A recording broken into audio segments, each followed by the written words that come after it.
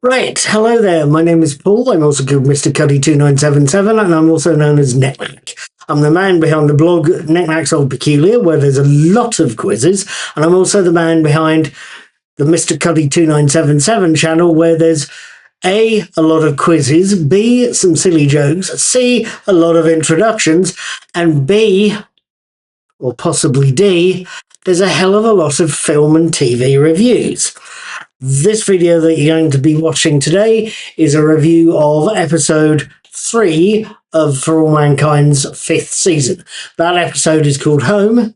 This is what I saw and what I thought.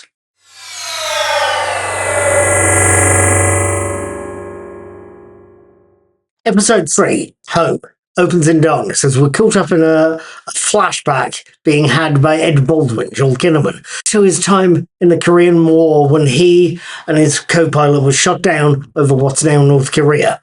We learn that this is a flashback as Ed comes around in a hospital bed in Happy Valley and finds himself wired into a host of life support machines and saline drips, whilst his daughter Kelly, Cynthia Wu, is fending off a peacekeeper who's determined to help. It's at this stage that Kelly can offer Ed some reassurance.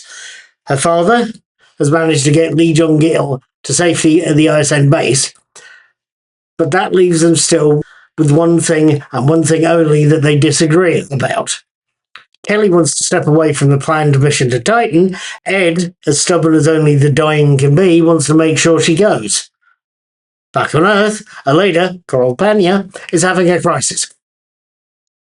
Helios rivals Kurgan looks set to get to Titan before anyone else, and Alida has no idea how to get there before them. It's only when she visits Margot Madison, Red Schmidt, that she finds Margot is the one person with a viable solution. Margot points out that an Alida-led mission could get to Titan first if they launch a ship from Mars, and also points out that the remains of the Sojourner 1 are still on Mars, just need to be refurbished. All the leader needs to do is lead the mission.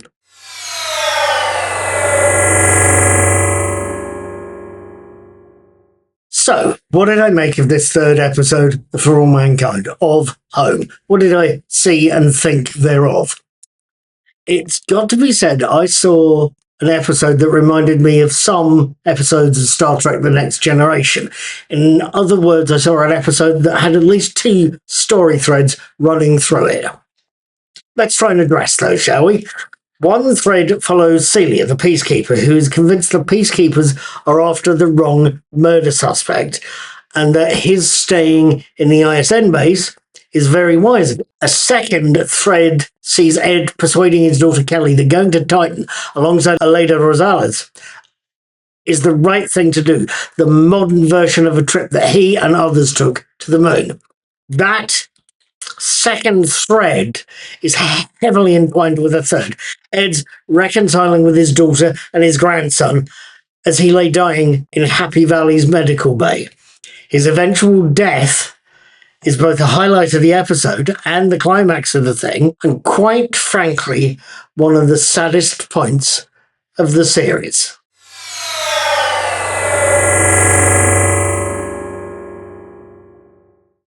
Now, it's at this point I've got to confess, I think For All Mankind is a very well done series. Very well done.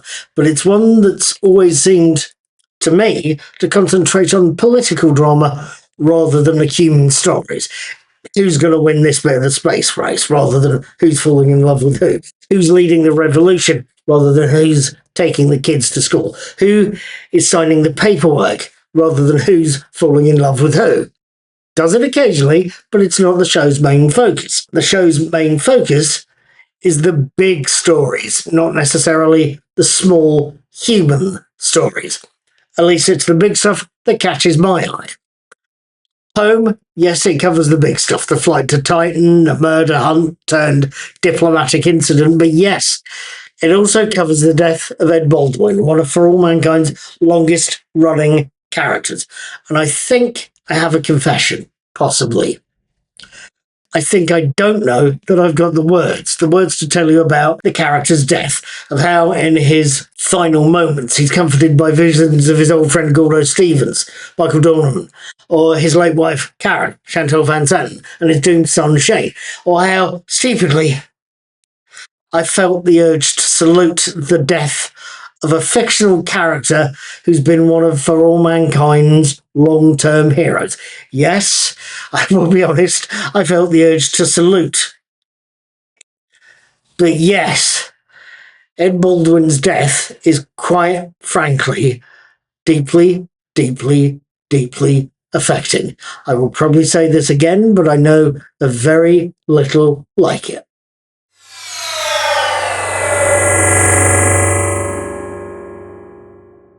So, finally, what did I think of episode 3 of Home? Your mileage may vary here, but I found the interleaved stories in Home, I found they made them very watchable episode. There's times when I find paying attention to something to be a right royal pain in the proverbial, and as good as Five's first 2 episodes were, they weren't quite as attention grabbing as the interwoven story arcs in Home. Home and its stories made for something that grabbed my attention and kept hold of it. It's something I value these days. So Home gets points for keeping my attention. It also gets points for telling me of a much-loved character's death. Ed Baldwin, much like Granny Weatherwax in the Discworld or Joyce Summers in Buffy the Vampire Slayer, is going to be very, very, very, very missed. But the story he's part of is going to be something that continues.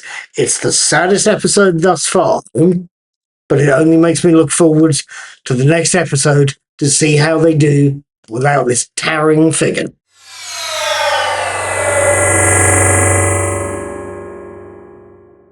Right, with all of that lot said, done, dusted and swept under the carpet, that is where I'm going to be leaving things, having thoroughly enjoyed the episode. I will be leaving things till next Tuesday, which is when I'll be watching Open Source, the next episode For All Mankind. Please feel free to come back and watch my review and let me know what you think as well. If you're enjoying what I'm doing, please feel free to subscribe. Feel free to tip. There'll be a little button in the corner there. And feel free to keep watching my reviews. I will see you hopefully next week if you like what I'm doing. Have fun, take care, be good, and be seeing you.